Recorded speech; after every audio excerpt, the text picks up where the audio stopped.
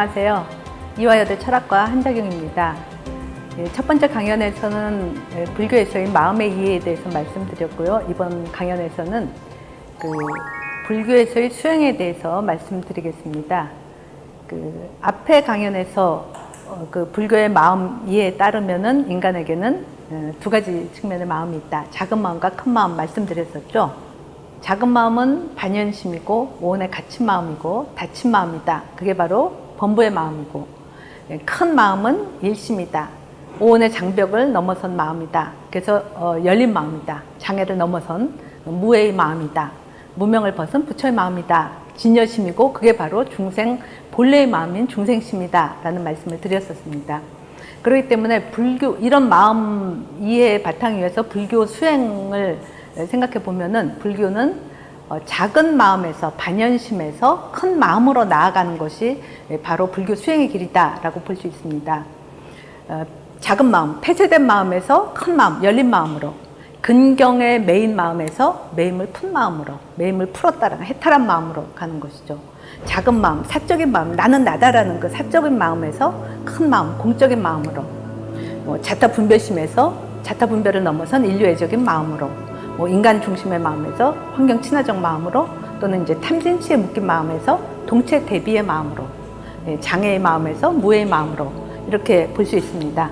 이 점은 초기 불교나 대승 불교에서나 수행을 이야기할 때는 항상 이 방향으로 이야기하고 있다고 볼 수 있습니다. 그런데 불교 수행을 초기 불교와 대승 불교를 비교를 하면은 그 방향은 마찬가지이지만 그 수행의 출발 지점을 어디에다 두는가에 따라서 초기 불교 수행과 대승 불교 수행을 둘로 구분해 볼 수 있을 것 같습니다.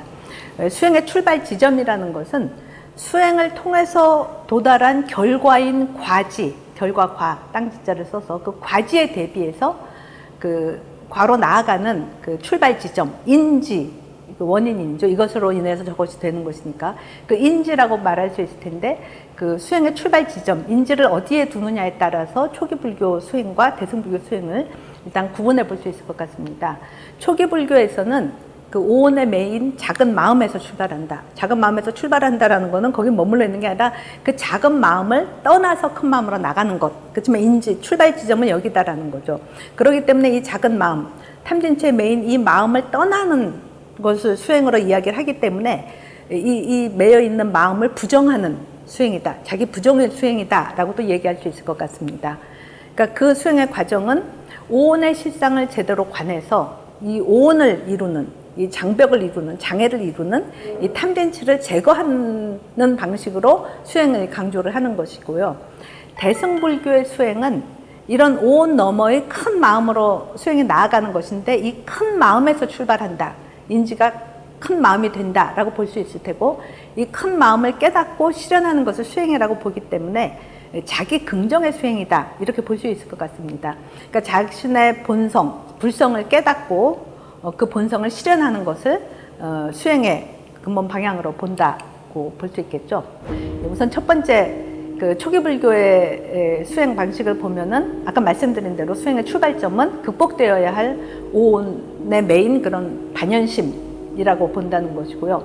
그렇기 때문에 오온의 실상인 무상, 고, 무아 등의 그런 부정성을 있는 그대로 여실하게 관하는 것이 첫 번째 수행 방식이고, 두 번째는 그렇게 함으로써 그 오온에 자신을 묶어놓는 인간의 그 근본 번뇌라고 말할 수 있는 탐진치를 제거하는 것, 이것이 그 수행의 과정이라고 볼 수 있을 텐데요. 초기 불교에서 논하는 그 대표적인 수행을 우리가 이제 사념처관, 위파사나 수행이죠 라고 이야기하는데, 이 사념처관이라는 것이 오온의 실상을 있는 그대로 관찰하는 것인데, 사념처관이라는 것은 네 가지 염처를 관한다. 여기서 관이라는 것은 그냥 개념적으로 이론적으로 생각한다라는 뜻이 아니라 내적으로 그 실상을 알아차린다라는 의미가 되고요. 사념처라는 것은 그렇게 알아차려야 할 관의 대상이 되는 것을 네 가지로 나누는 거죠. 몸, 느낌, 마음, 법. 그래서 신, 수, 심, 법. 그래서 네 가지 염처를 관하는 것을 사념처관이라고 이야기하죠. 첫 번째 신념처관은 이제 우리 일상에서 누구나 하고 있는 거죠. 숨을 쉬고 있잖아요. 그 숨을, 내가 들이마시고 내쉬는 숨을 우주 전체와 연관되는 이 기운을 마셨다가 내놓고 하는 건데, 이 숨을 관하는 것도 신년초관이고, 또 이 몸의 부정성, 깨끗하지 못함을 관하는 것, 그래서 어떤 의미로 이제 부정관에 해당한다라고 또 볼 수 있는데, 불교는 본래 우리는 이 몸을 뭐 아침에 일어나면 세수부터 하고 이 몸을 맨날 닦잖아요. 깨끗하게 닦는 거를 열심히 하는데, 불교는 이 몸은 우리는 바깥은 닦지만 그 속에는 뭐 땀, 침, 뭐 대변, 소변, 뭐 고름, 뭐 온갖 것들이 다 들어있잖아요. 그래서 인간의 몸을 이렇게 오물을 싸맨 뭐 가죽 주머니다 뭐 이렇게도 이야기를 하는데, 이런 그 몸의 실제성을, 그 특징을 부정한 측면을 제대로 관하는 것이 신념초관에 해당한다라고 볼 수 있습니다. 그러니까 이 몸에, 뭐 자기 몸이든 이성의 몸이든 그 몸에 대한 애착을 넘어서지 못하는 사람들이 해야 될 관법, 그 이제 부정관이라고 이야기를 하죠. 그런 신념초, 그렇게 수행하는 것, 실상을 제대로 보는 것이 신념초, 몸의 실상을 제대로 보는 것, 관하는 것, 신념초관이고요. 그 다음에 수념초관은 느낌수인 거죠. 우리는 일상적으로 느낌에 빠져서 살죠. 기쁘면 기뻐하고, 슬프면 뭐 슬프고, 우울하면 그냥 우울에 푹 빠져서만 사는데, 수념초관이라는 것은 내게서 느낌이 일어나는구나, 그 느낌을 바라보는 거죠. 그럼 느낌과 거리를 취하고 바라보는 거다. 이것도 이제 탈동일시 시키는 과정이다라고 볼 수 있겠죠. 그래서 느낌이 갖는 고를 관하는 거, 느낌 중에는 고수, 락수, 사수 다 있지만 결국은 락수도 이게 괴고라고 그러죠. 무너져 내리는 것이고, 이 느낌이 갖는 고성을 관하는 고관이다라고도 볼 수 있겠죠. 심년초관은 그 마음을 관하는 것인데, 마음에는 우리 끊임없이 생각이 일어나죠. 생각이 일어났다가 머물렀다 사라지고, 일어났다 사라지고 하는데, 그 심년초관을 행함으로써 이제 그 일체의 무상성을 관한다, 마음의 무상을 관한다, 무상관이라고 볼 수 있을 테고요. 법념초관은 무상고 무아 등의 불교적 이치, 진리를 관하는 것이 법념초관이다 라고 말할 수 있겠죠. 그래서 뭐 무아관 이렇게 짝을 지어볼 수 있을 텐데, 이 오온의 실상이 무상하고 부정하고 고하고 무하다라는 것을 관하는 것인데, 이 무상고 무아 부정, 이거는 우리가 큰 마음을 깨달았을 때 상나가정이라고 이야기하죠. 그것과는 굉장히 대비되는 것이죠. 무상과 대비해서 상, 고 대신에 락, 무아 대신에 더러움, 부정 대신에 정. 그래서 이 상나가정이 아닌 상태의 이 오온의 실상을 제대로 관하는 것이 사념초관이다. 초기불교 수행에 사념초관이 계속 제시되고 있죠. 그 자바암경에, 초기경전 자바암경에 나오는 구절이죠. 색은 무상하다는 것을 관하라. 그렇게 관찰함이 정관이다. 바르게 관하는 것이다. 정관하면 염리심이 생긴다라고 이야기하죠. 그러니까 오온의 실상을 관해서 얻는 결과가 뭐냐, 왜 실상을 관하냐, 나오는 것처럼 정관, 바르게 관하면 염리심이 생긴다. 염리심이라는 것은 싫어할 염이죠. 싫어해서 떠나고 싶은 마음이 생긴다라는 거죠. 그러니까 오온이 난 줄 알고, 상이란 나, 주제적 난 줄 알고 막 거기 집착하는데, 그 실상을 제대로 관하면은 그것이 아니구나라는 것을 깨달으면서 그것이 싫어서 그것을 떠나고 싶은 마음, 염리심이 생긴다라는 거죠. 그래서 싫어해서 떠나게 된다. 오온의 매임으로부터 떠나면 오온의 매임으로부터 풀려나게 되는 거죠. 이거는 능엄경 같은 데서는 육근의 매임 내지 매듭을 푼다 뭐 이렇게도 이야기하죠. 그 매듭, 매임 이거를 풀어냄으로써 그 너머로 나아가는 것을 지향하는 것이다 라고 볼 수 있겠죠. 정관하면 염리심이 생기고, 염리하면 희탐이 멸한다. 희탐이 멸하는 것을 심해탈이라고 한다라고 이야기하죠. 그러니까 정관을 해서 염리심이 생기면은 희탐이 멸한다. 희탐이라는 것은 좋아할 희, 탐할 탐이죠. 그러니까 좋아해서 탐하는 탐심이 없어진다. 탐심을 멸하게 된다라는 거죠. 탐심은 진심과 함께 일어나는 거죠. 그러니까 탐심을 멸한다는 것은 진심을 함께 멸하는 것이기 때문에 인간의 근본 변례라고 할 수 있는 탐진치를 같이 멸한다라는 뜻이 들어있는 거죠. 탐진치를 모두 제거하면은 결국 마음의 해탈, 심해탈을 얻어서 열반에 이른다라는 것이고, 이렇게 탐진치를 제거하는 것은 결국 자의 장벽을 허무는 것이다. 자의 장벽, 오온의 장벽, 육군을 형성하는 것이 탐진치의 번뇌이기 때문에 탐진치를 멸함으로써 그 장애로부터 자유로워진다. 그러면 이제 큰 마음으로 나아가게 되는 거라고 볼 수 있습니다. 예, 불교에서 탐진치를 멸하라, 탐심을 멸하라라고 이야기할 때 이때 이 탐심이 우리가 일반적으로 말하는 삶의 추동력이 되는 욕망하고 동일시해서는 안 되는 것이죠. 그러니까 욕망과 탐욕을 구분해야 되는 거죠. 욕망이라는 것은 우리가 살아가기 위해서 생명체로서는 살아가야 되는 거죠. 생명체로서 살아남기 위해서는 먹을 것, 입을 것, 뭐 잠잘 것 이런 것들이 필요하고 그거를 욕망하게 되는 거죠. 생명체 유지의 조건으로 필요한 것들을 원하는 것은 욕망이라고 말할 수 있는데 불교가 부정하는 것은 그 욕망을 넘어서는 탐욕을 부정하는 거다라고 볼 수 있고요. 욕망과 달리 탐욕이라는 것은 내가 필요해서 원하는 것이 아니라 남들이 다 가지니까 그냥 내가 원하는 거. 그러니까 필요 이상의 것을 원하는 것이다. 그러니까 살아가기 위해서 필요한 것 이상을 무한한 욕망, 그를 원하는 무한한 욕망, 제한 없는 욕망, 이거를 탐욕이라고 이야기를 하는 거죠. 어떤 의미로는 필요하지도 않은데 남들 다 가지니까 내가 원한다. 조작된 욕망이다라고 말할 수 있겠죠.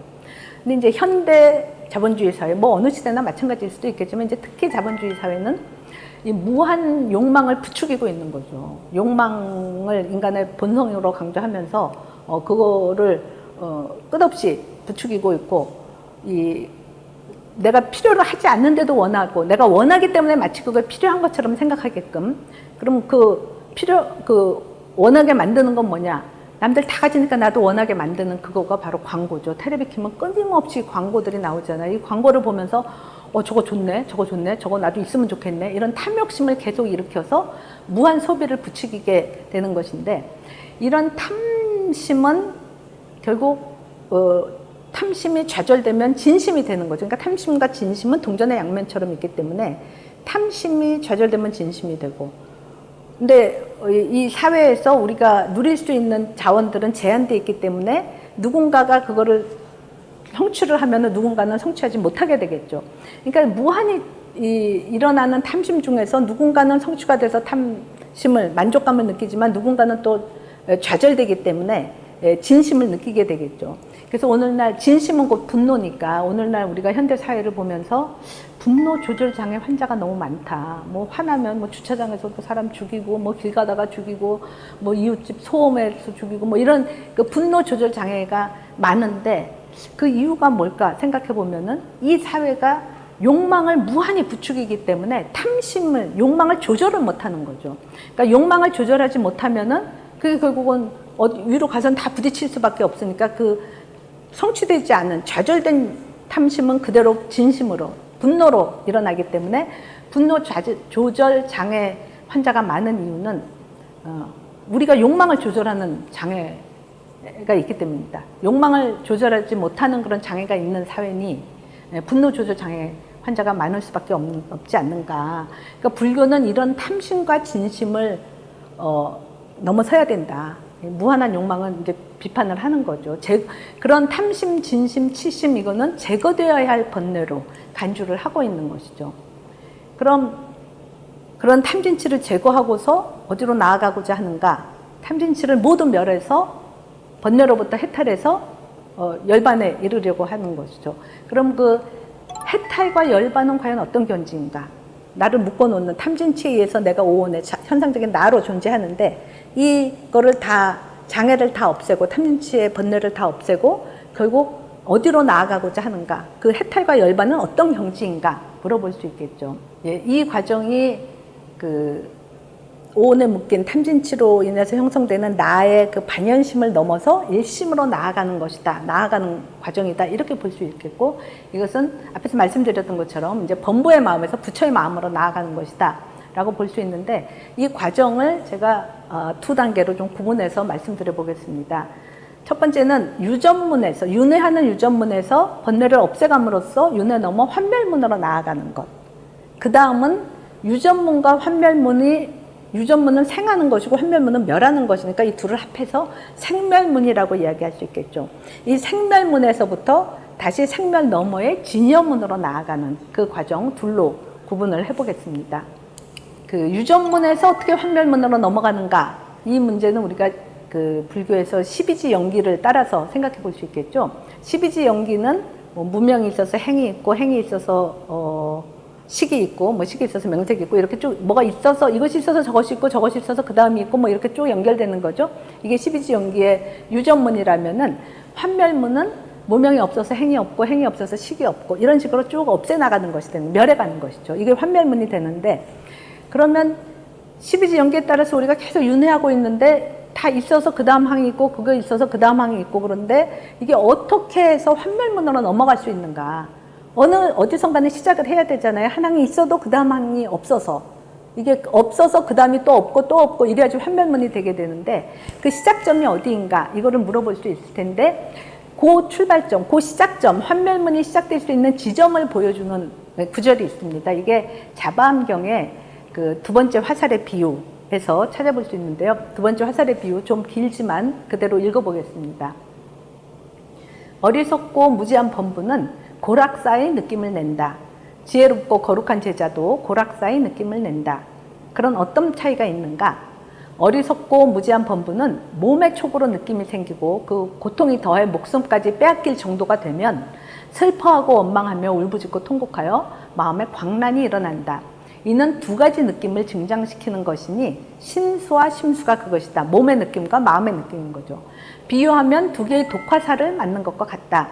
밝게 알지 못하기에 락수의 촉으로 인해서 락수를 받으면 탐욕의 부림을 받고 고수의 촉으로 인해서 고수를 받으면 성냄의 부림을 받고 사수가 생기면 어리석음의 부림을 받는 것이다. 탐진치에 매여서 생로병사 및 슬픔과 번뇌에 매이게 된다.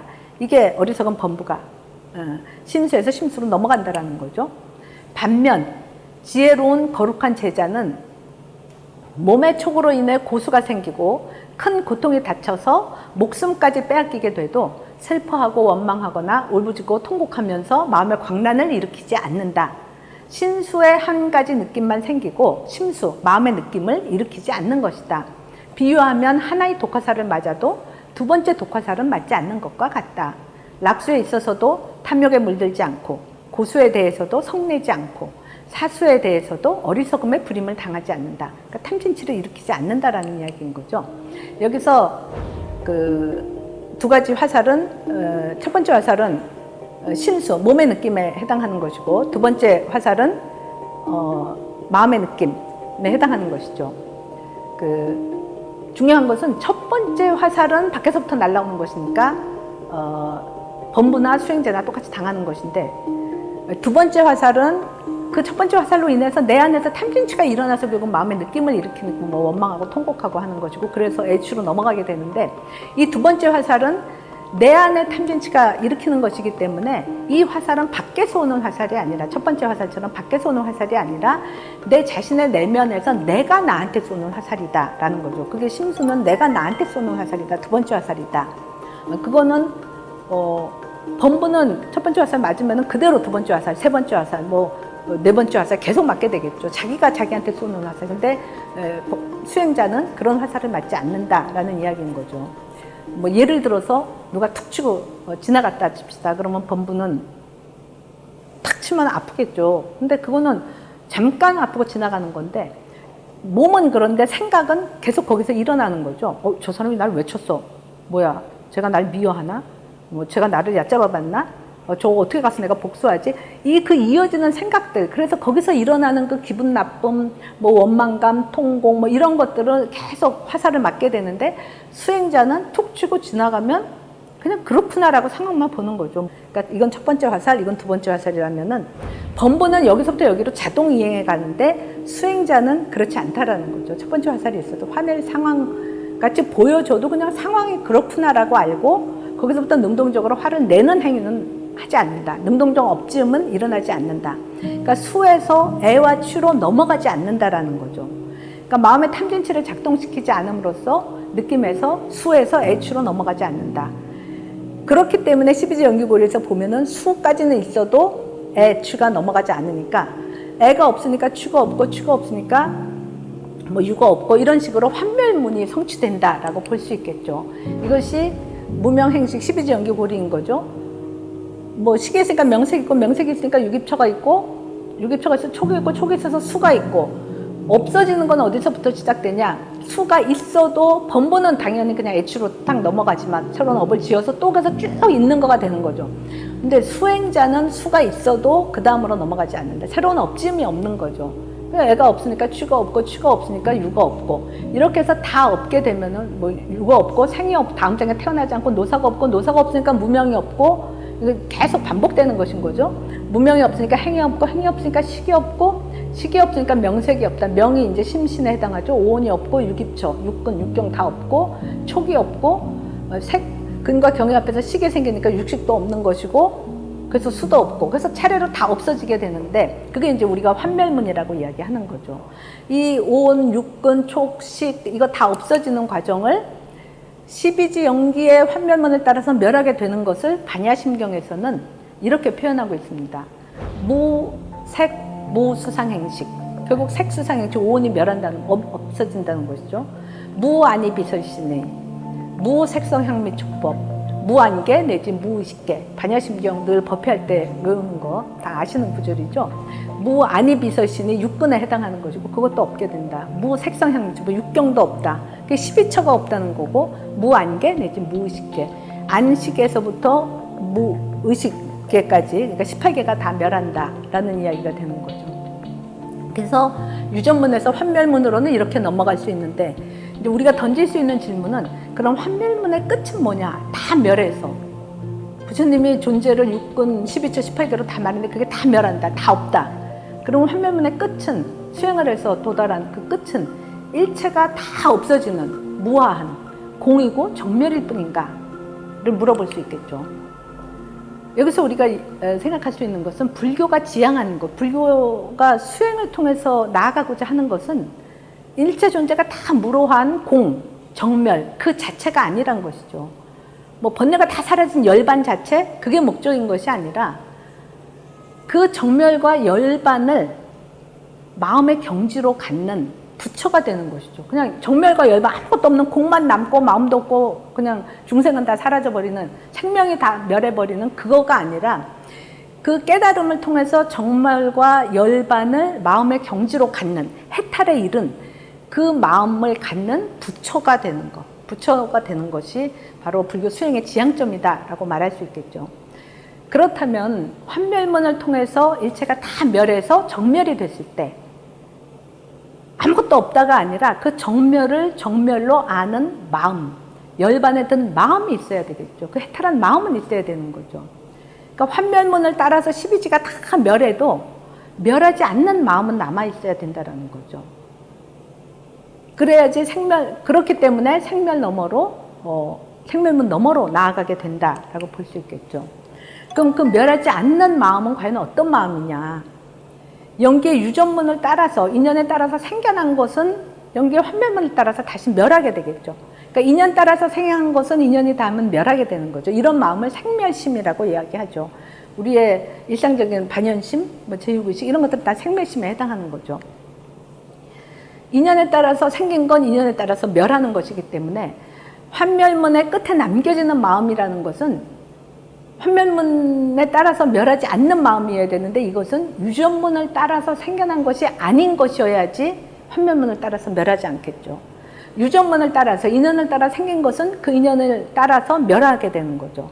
근데 환멸문을 거쳐도 멸하지 않고 남는 마음은 그렇게 인연 따라서 생겨난 마음이 아닌 것, 그러니까 생하고 멸하지 않는 마음, 그거를 불생불멸의 마음이다 라고 말할 수 있겠죠.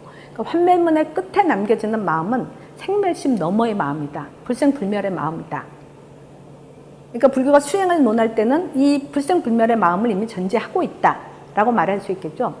근데 단지 그렇게 전제만 한 것이냐, 부처님께서 그런 생멸 너머의 마음, 불생불멸의 마음을 설하셨는가?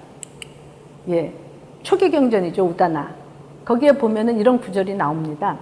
수행자들이여, 태어나지 않고 생겨나지 않고 만들어지지 않고 형성되지 않은 것, 계속 반복되기 때문에 제가 그것을 A라고 이야기했습니다. 그것이 있다. 그러니까 불생불멸의 마음, 생겨나고 멸하지 않는 그런 마음이 있다라는 거죠. 만약 그런 것이 없다면 세상에서 태어나고 생겨나고 만들어지고 형성된 것, 그 인연 따라서 만들어진 것인 것이죠. 그것으로부터의 벗어남, 해탈이라는 것이 알려질 수 없을 것이다. 다 없어져 버리면 알려질 수 없는 거잖아요. 그 마음이 남아 있어야지 알려지게 되겠죠. 그러나 수행자들이요, A가 있으므로, 그런 마음이 있으므로, 그런 것이 있으므로 세상에서 태어나고 생겨나고 만들어지고 형성된 것으로부터의 벗어남도 알려진다. 그러니까 불생불멸의 것이 있으니까 생멸의 것으로부터 벗어남이라는 해탈이 가능하다라는 이야기인 거죠. 이 이야기는 인간에게는 생멸하는 마음뿐 아니라 불생불멸의 마음, 부처의 마음, 진여의 마음, 진여심이 있다. 바로 이것을 깨닫고 실현하는 것이 해탈이다라고 이야기할 수 있는 거죠. 이 진여심, 이거를 제가 강연 일부에서, 첫 번째 강연에서 그 큰 마음이다, 일심이다, 진여심이다, 우주심이다, 부처의 마음이다 라고 말씀드렸던 바로 그 마음인 것이죠. 유전문에 따라 생겨났다, 환멸문에 따라 멸하는 거. 유전문과 환멸문은, 유전문은 번부의 윤회의 과정을 말하는 거죠. 번뇌적인 일차가 일어나는 문이 유전문인 거고, 환멸문은 수행을 통해서 이걸 없애나가는 거가 되는 거죠. 번뇌를 다 멸해가는 문, 환멸문. 생하는 것이고 멸하는 것이기 때문에 합해서 우리가 생멸문이라고 이야기하는 것이고, 진여문이라는 것은 진여심, 진여심으로 나아가는 문, 이것은 생멸문 너머의 문이다 라고 얘기할 수 있는 거죠. 생멸문 너머의 것이다. 이 생멸문과 진여문이라는 개념은 기신론에서 이야기하고 있는 거죠. 일심 이문을 말하면서 이문이 생멸문과 진여문이 되겠죠. 예, 이 생멸문과 진여문의 관계를 저는 이제 그림의 비유로 생각을 해봤습니다. 유전문, 윤회하는 유전문과 수행을 통해서 그 업력을 덜어나가는 환멸문을 그림, 도화지, 빈 도화지, 흰색 빈 도화지 위에 제가 그림을 막 그리면은 이 생겨나는 그림들이 업력에 따라서 막 존재가 생성되는 것으로 생각을 해봅시다. 그림을 막 그려나가다가 이제 뭐 그 업력에 따라서 번뇌적인 뭔가가 막 그려지는 거죠. 뭐 집도 그리고 산도 그리고 사람, 나도 그리고 너도 그리고. 이게 이제 유전문에 해당한다면은 환멸문은 뭐냐면 이게 다 종이 위에 그려지는 그림이고 허망한 것이다. 번뇌적인 것이다. 그래서 수행을 통해서 이거를 멸해 나간다. 그럼 이제 도화지 위에 있는 그림을 뭐 연필로 그리면 지워지겠죠? 네, 지워 나가는 것이다. 그건 이제 환멸이다. 그림을 지워 나가는 것이다. 그럼 그건 이제 환멸문에 해당하겠죠. 그러면 생멸문은 뭐냐면은 종이 위에 그려지거나 그려 나가는 것이 유전문, 그림을 지워 나가는 것이 환멸문. 그 현상적인 그림이 있거나 지워지거나 그게 생멸문에 해당하는 거죠. 그럼 진여문은 뭐냐? 그림이 그려지거나 지워지거나와 상관없이 그 바탕에 빈 종이가 있잖아요. 빈 종이, 빈 바탕. 그것이 바로 불생불멸의 종이다라는 거죠. 진여다 이렇게 볼 수 있는 거죠. 그것이 그려진 상과 대비되는 그 성이다라고 말할 수 있는 것이죠. 그 빈 마음으로 진여로 나아가는 것이 진여문이다라고 볼 수 있습니다. 이것을 앞에 첫 번째 강연에서 많이 말씀드렸던 그 도표로 보면은 현상에 드러나는 나, 너, 이런 현상적인 일체 제법들, 생멸하는 것들은 진여심에서 이 아르야식에서부터 형성되어지는 것인데, 이제 아르야식의 전변에서 이런 현상 세계를 만드는 것은 유전문이라고 말할 수 있겠죠. 그래서 생멸상들이 그려지는 것이고, 그 다음에 이것이 허망한 존재들이다라는 것을 생각하면서 여기에 매여 있지 않고 점점 이거를 덜어나가는 것을 환멸문이라고 이야기할 수 있겠죠. 이제 화살표 밑으로 내려오는 거죠. 근데 이 둘 다 합해서 심생멸문이라고 이야기할 수 있고, 진여문은 저 아래에 있는 것이다. 아래에 진여심으로 나아가는 것이 진여문이다. 이렇게 볼 수 있을 것 같습니다. 바로 이 진여심, 여기서부터 출발하는 것이 대승의 수행이다라고 볼 수 있겠죠. 대승의 수행은 이 진여문을 통해서 도달한 진여심, 일심에서 출발한다. 그러니까 도달하고자 하는 과지, 부처의 마음, 일심인 거죠. 여기서부터 출발하는 것이 그 과지를 인지로 삼는다라고 말을 하죠. 그 수행이 바로 대승의 수행이다라고 말할 수 있을 것입니다. 그렇기 위해서는 이 일심, 바탕의 일심을 내 마음의 본성으로 깨닫는 것, 내 마음이 바로 큰 마음이다, 진여심이다, 일심이라는 것을 깨닫는 것, 그것을 본성을 본다라는 의미에서 견성, 성을 본다, 견성이라고 얘기할 수 있고, 그것이 갑작스럽게 탁 일어나기 때문에 그림을 보다가 바탕에 종이를 탁 자각한다, 알아차린다, 갑작스럽게 일어나는 거죠. 다 지울 필요 없이. 그러니까 도노라고 이야기할 수 있겠죠. 근데 그것이 도노에 해당하고, 그 다음에 또 하나는 그런 일심을 가리는 번뇌들을 제거해 나가는, 그러니까 본성을 실현시켜 나가는 점수의 행위가 필요하겠죠. 이 도노와 점수 두 과정을 대승에서의 수행이다. 이렇게 이야기할 수 있을 것입니다.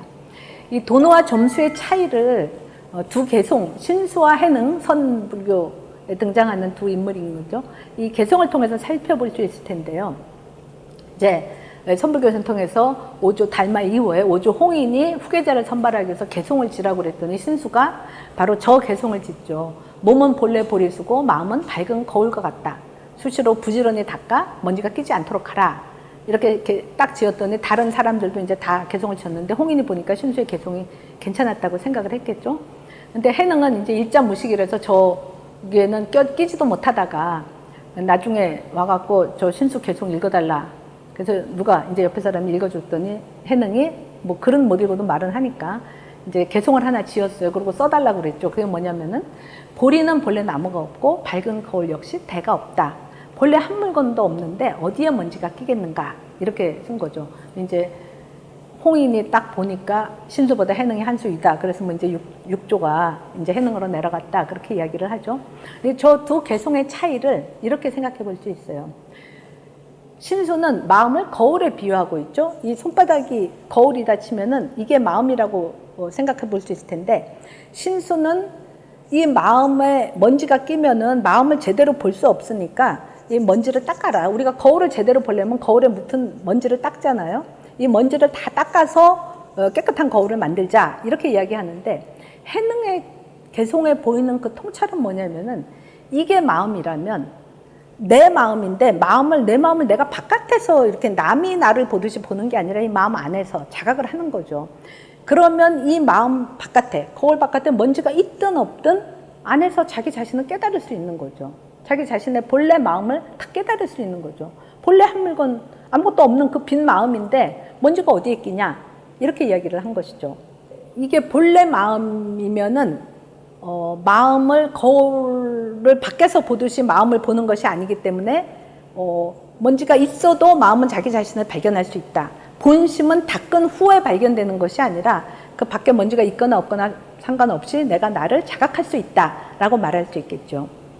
그러니까 번뇌가 있어도 마음의 자각, 견성은 가능하다. 그러니까 점수, 수행 전에 번뇌를 없애나가는 탐진치의 번뇌를 없애나가는 점수 이전에, 그러니까 먼지를 닦아나가기 이전에 자기의 본성을 견하는 도노는 가능하다라고 이야기를 할 수 있겠죠. 이 본성을 본다라는 것을 부처의 성품인 불성을 깨닫는다, 도노다라고 말할 수 있고, 이 불성의 본래 안에 있기 때문에 대승불교는 누구나 본래 부처다. 이 큰 마음을 누구나 갖고 있고 중생심이고 진여심이다. 그럼 중생은 본래 부처다라고 이야기할 수 있겠죠. 그러니까 부처는 수행을 통해서 비로소 되는 것이 아니라 중생이 이미 부처인 것이고 그것을 깨닫는 것이 중요하다. 그래서 이 대승은 이제 본래 성불 개념을 가지고 있는 것이죠.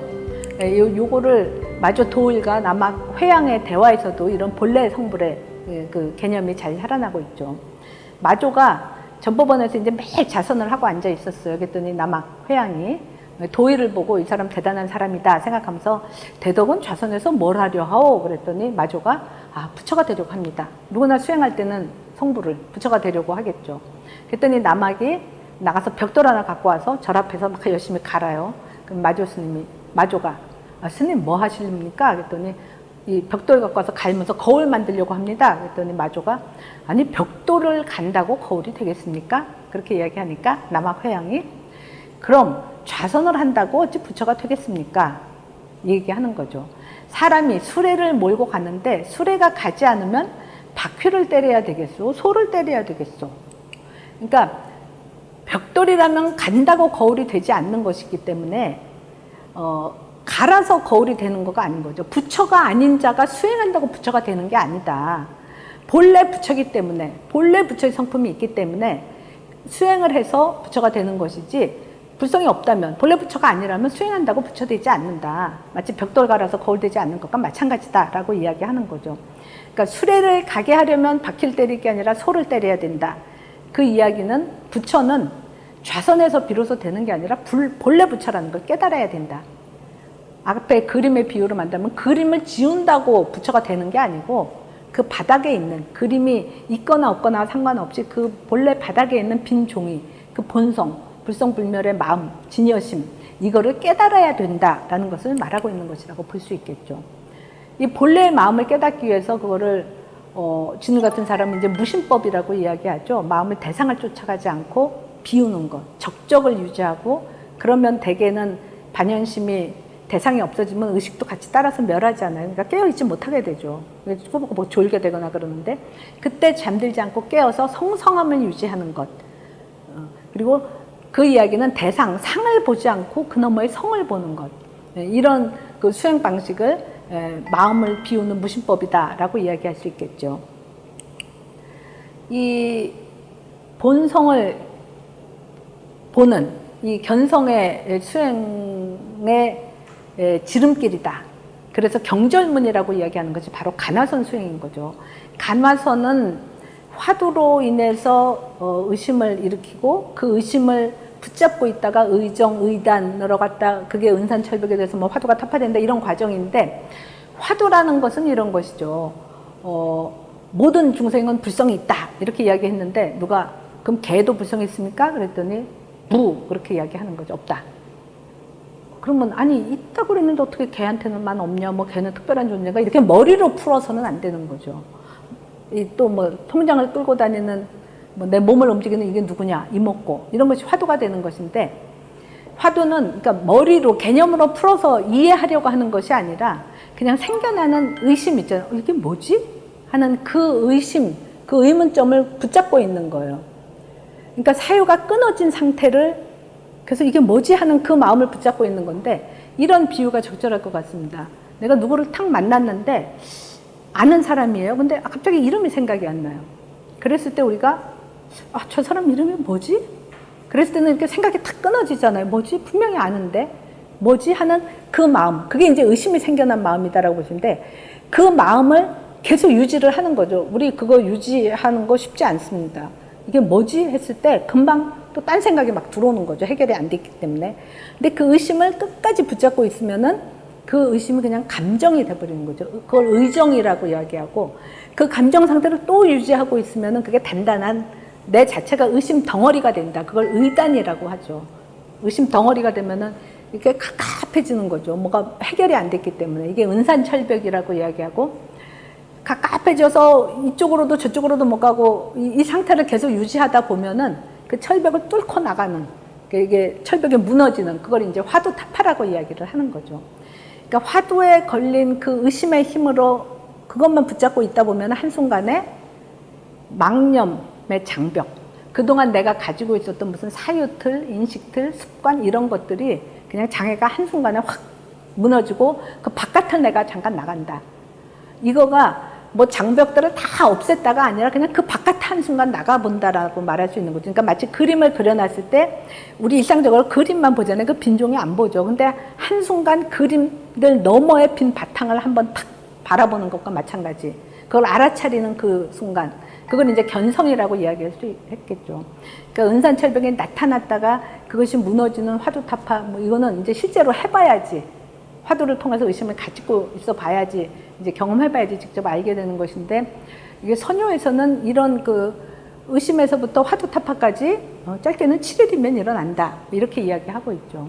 이런 간화선 수행에 있어서 중요한 것은 수행자의 신심, 뭔가 불교의 그 말이 맞는 말이다.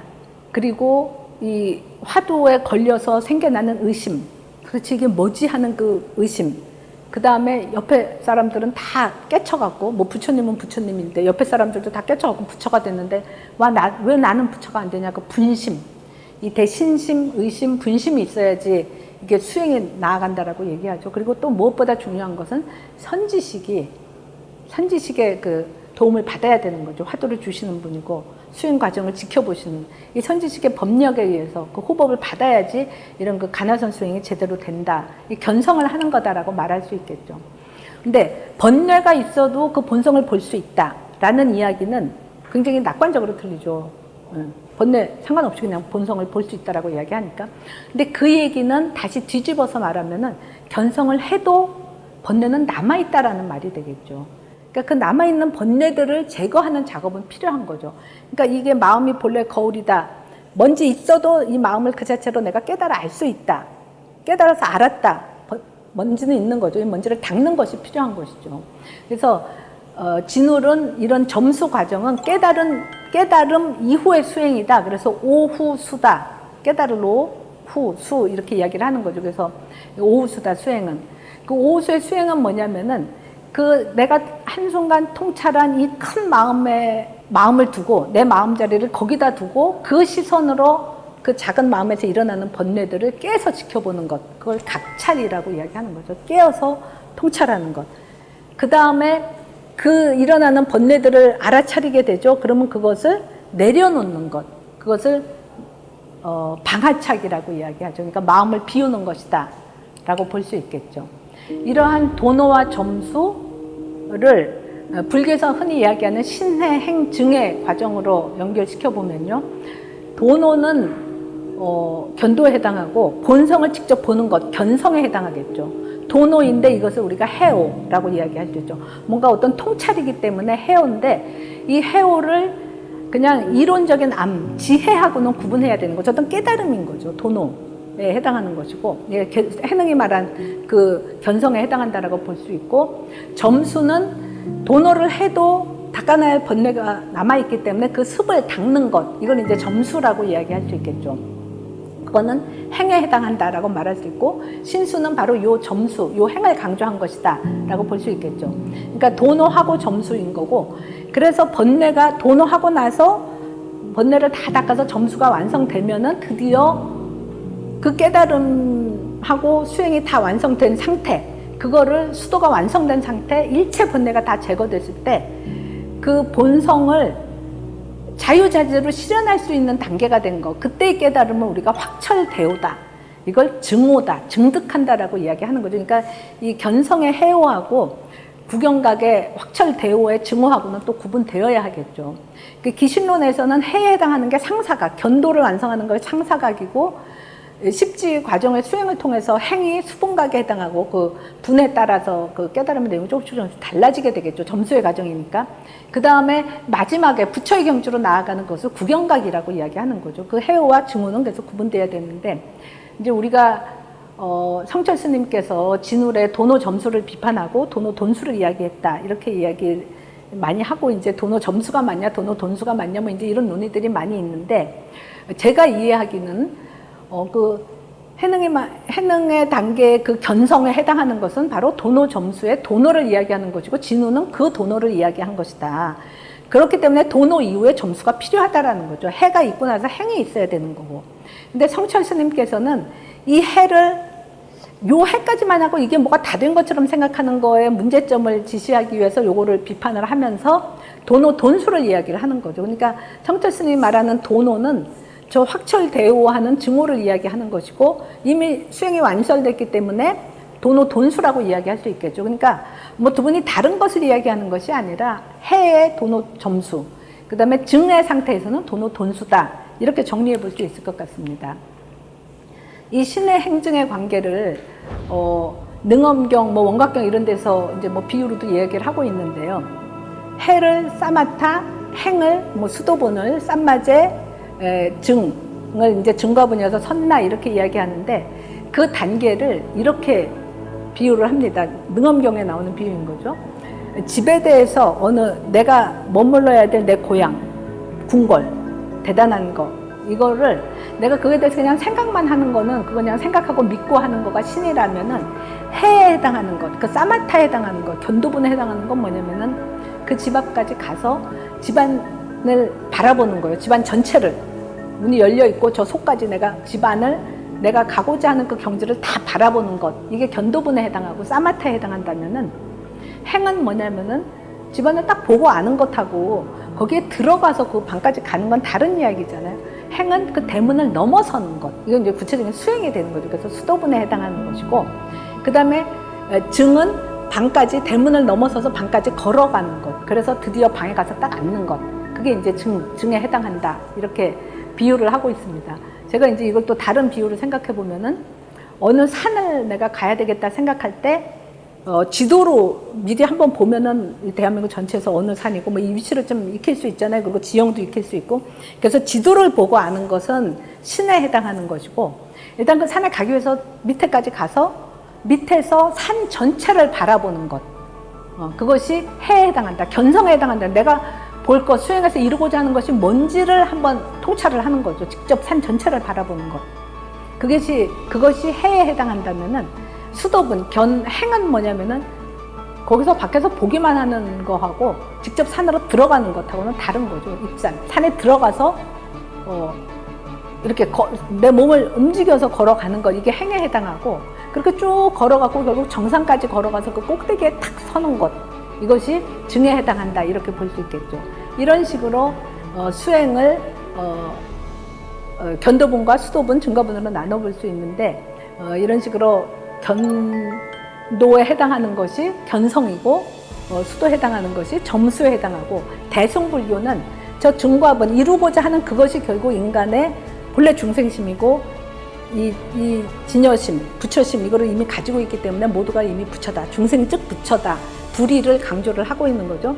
이런 그 본성을 깨닫는 것이 견성, 도노이고, 이 도노 위에 수행을 해서 점수를 해서 결국은 자기의 본성을 그대로 실현하는 부처가 되는 것, 이것이 대승불교가 지향하는 것이라고 볼 수 있습니다.